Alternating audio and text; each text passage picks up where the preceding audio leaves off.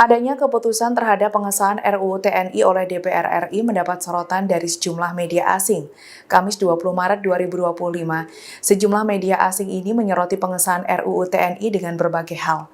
Dikutip dari Kompas.com, menurut kantor berita AFP, menyebut revisi UU ini memberikan kemungkinan bagi perwira aktif TNI untuk mengisi posisi di 14 lembaga negara, di mana sebelumnya bagi perwira aktif TNI hanya diperbolehkan bertugas di 10 institusi.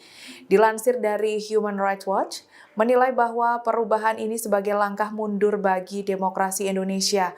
Sementara itu, media The New York Times turut menyoroti isu ini, disebut dapat memicu kembali praktik militerisme dalam pemerintahan sipil. The New York Times menyebut RUU TNI dapat menghidupkan kembali bayang-bayang yang pernah terjadi di masa pemerintahan Presiden Soeharto, Kamis 14 Maret 2025.